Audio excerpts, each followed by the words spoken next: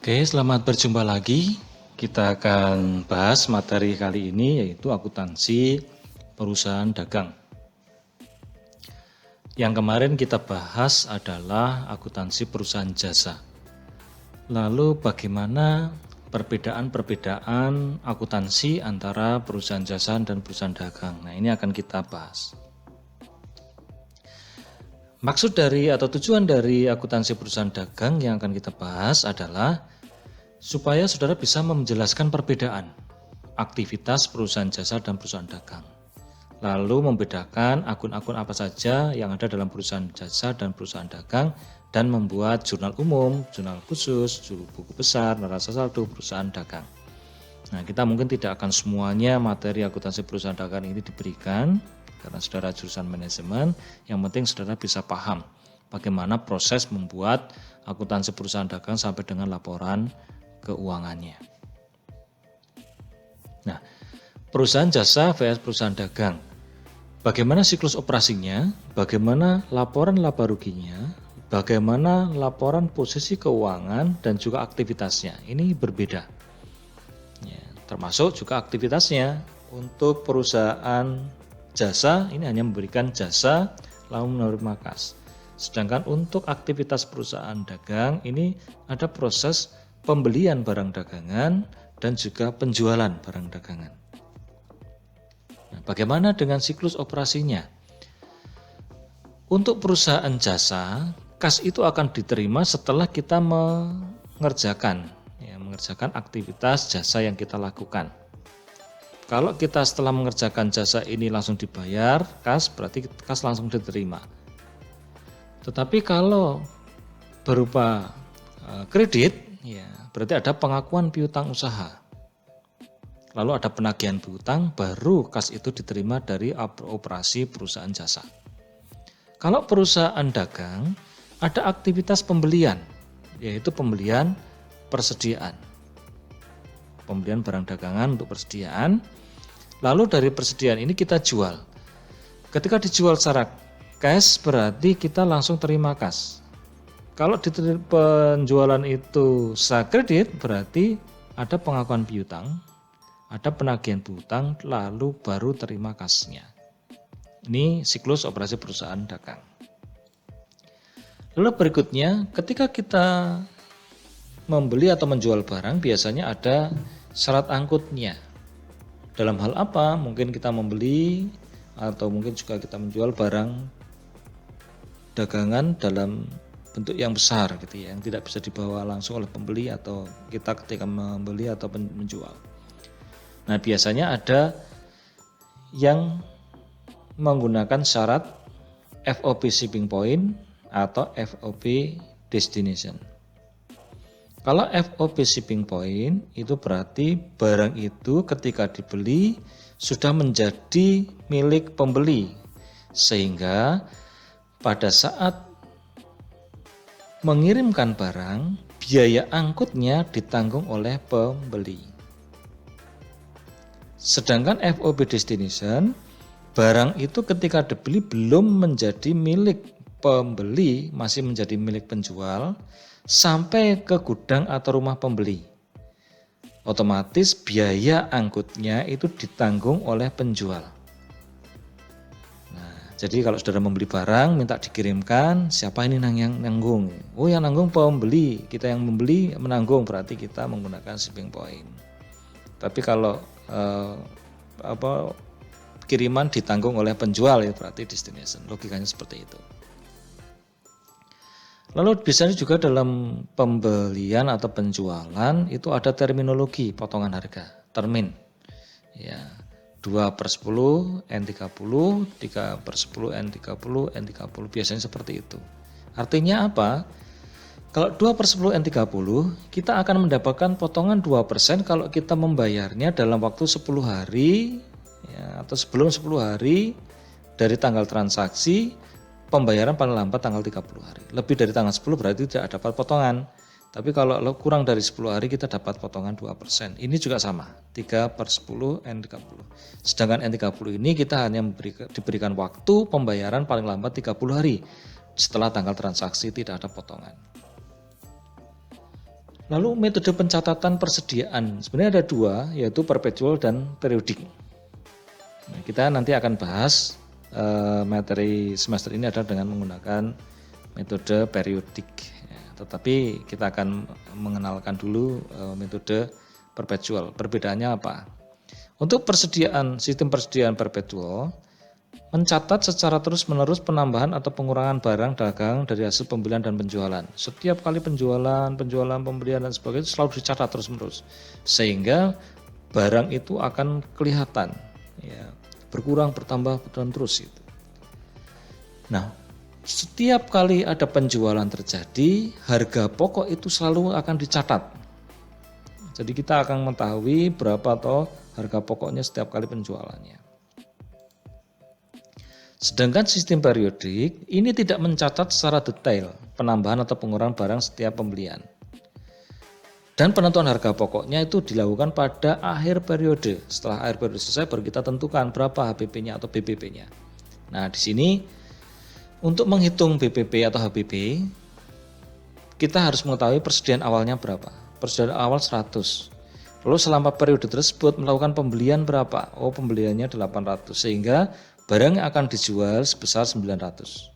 Setelah satu periodik, ada beberapa penjualan lalu dihitung persediaan akhirnya tinggal berapa. Ternyata persediaan akhir tinggal 125, sehingga yang sudah terjual sebesar 775. Ini adalah harga pokok penjualan ya, setelah akhir periodik selesai. Lalu bagaimana pertimbangan pemilihan, kita menggunakan metode apa? Ya, kalau barang itu besar-besar, unitnya tidak banyak, ya, mudah ditransaksikan, gitu ya. Ini menggunakan perpetual. Sedangkan periodik itu barangnya yang banyak macamnya, jenisnya banyak, ya, seperti ballpoint atau mungkin barang-barang di di supermarket dan sebagainya, kita menggunakan sistem periodik. Nah, lalu kita akan masuk ke pencatatan secara periodik. Ya, kita perpetual tidak kita akan pelajari periodik. Nah, untuk sistem periodik, jurnalnya bagaimana? Nah, ketika ada pembelian, kita membeli barang, jurnalnya adalah pembelian di debit, di kredit adalah utang dagang kalau ini kredit. Kalau cash berarti pembelian di debit, cashnya di kredit. Lalu kalau ada peritur pembelian, umpamanya kita membeli barang tetapi ada barang yang rusak, lalu kita kembalikan. Nah, maka utang dagangnya itu akan berkurang. Nah, ketika utang dagang berkurang ada di debit. Nah, muncul akun baru yaitu rektur pembelian dan potongan harga di kredit. Lalu berikutnya kalau ada transaksi biaya angkut, kita suruh bayar biaya angkut, ya biaya angkut di debit, kas yang dibayarkan di kredit. Lalu ketika kita melunasi, tetapi masih dalam masa potongan, kita akan mendapat potongan. Berarti utang dagangnya di debit sebesar utang dagang, tetapi yang dibayarkan kita sebesar berapa utang dagang dikurangi potongannya. Umpamanya sini utang dagang 10, potongannya 2, berarti yang kita bayar hanya 8 di kredit. Lalu bagaimana dengan proses penjualan? Dengan menggunakan periodik sistem. Penjualan barang dagangan, ketika kita menjual barang dagangan, kita mencatat kalau cash ya berarti kas di debit, penjualan di kredit, tetapi kalau kredit berarti piutang dagang di debit, penjualannya di kredit. Kalau ada retur, ya, retur penjualan berarti retur penjualan dan potongan harga ada di debit, piutang dagang itu berkurang sebesar potongannya itu, ya, sebesar retur atau potongan itu sebesar di kredit. Lalu ketika kita menerima pelunasan, kita menjual, lalu dibayar, tapi masih dalam masa potongan, otomatis kita akan berikan potongan. Jadi kasnya akan berkurang sebesar potongannya. Ya, umpamanya di piutangnya 10, kasnya hanya 8 karena ada potongan 2. Nah, ini proses penjualan pada perusahaan dagang dengan periodic system. Nah, kita coba melihat jurnalnya. Pada tanggal 2 Oktober perusahaan membeli barang dengan syarat 2/10 NTKU berarti pembelian secara kredit. Ini ada syarat seperti ini, berarti ada termin ini berarti secara kredit sebanyak 100 unit. Harganya per unitnya 750.000. Nah, jurnalnya adalah pembelian di debit 75 juta, utang dagangnya di kredit sebesar 75 juta. Nah, bagaimana kalau umpamanya kita mengembalikan? Kita mengembalikan barang 4 unit karena rusak umpamanya. Nah, kredit jurnalnya adalah utang dagang akan berkurang sejumlah unit yang kita kembalikan. Nah, di sini muncul retur pembelian dan potongan harga sebesar 3 juta. Lalu kita menerima tagihan biaya angkut. Kita harus membayar biaya angkut ya, sebesar 500.000. Ya, berarti kreditnya kas berkurang sebesar 500, debitnya adalah biaya angkutnya. Beban angkut atau biaya angkut pembelian 500, kreditnya adalah kas 500 yang harus kita bayarkan. Lalu kita melunasi utangnya pada UD Makmur pada masa termin atau masa potongan. Nah, sehingga kita akan mendapatkan potongan pembelian sebesar 100.440 akan mengurangi kas yang kita bayarkan. Nah, debitnya adalah utang dagang. Lalu umpamanya barang tersebut yang kita beli kita jual pada pihak lain dengan syarat 1/10 N30. Oh, ini berarti secara kredit juga 80 unit dengan harga 850.000 per unit. Berarti di sini ada piutang dagang karena pembelian secara kredit 68 juta, penjualannya 68 juta. Lalu ada 2 unit yang kita jual itu dikembalikan. Nah, berarti jurnalnya adalah retur penjualan potongan harga 1.700.000, piutang dagang berkurang sebesar 2 unit ini 1.700.000 di kredit. Pada saat kita menerima pelunasan pada masa termin atau masa potongan, berarti kita akan mengurangi kas kita yang dibayarkan sebesar potongannya. Jadi kita terima kas sebesar 65.637.000 ya, dari 66.300.000 karena ada potongan 663.000. Nah, ini adalah bentuk laporan laba rugi untuk perusahaan jasa. Ini ada pendapatan jasa, langsung dikurangi biaya-biaya atau beban-beban, ketemu laba bersih.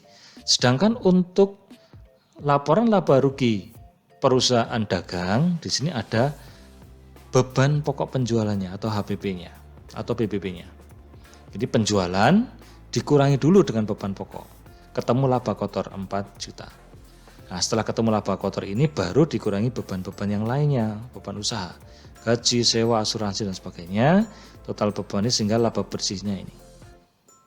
Perbedaannya di situ. Lalu bagaimana dengan neraca? Untuk neraca atau laporan posisi keuangan perusahaan jasa, aset, kas, piutang, usaha pelengkapan dan sebagainya. Sebelah sini liabilitas dan modal sama. Sedangkan untuk laporan posisi keuangan atau neraca pada perusahaan dagang, di sini ada persediaan. Ya, bedanya di situ. Karena kita membeli barang, kan tidak semua barang kita beli dijual semuanya. Nah, ketika tidak terjual semuanya itu menjadi persediaan yang harus diakui. Oke, ini materi kita di akuntansi perusahaan dagang. Nanti akan saya berikan latihan-latihan untuk jurnalnya, lalu latihan-latihan juga untuk penyesuaian, lalu neraca saldo, lalu pembuatan laporan keuangannya. Oke, sampai di sini. Selamat belajar, pelajari dengan baik supaya saudara bisa paham. Terima kasih.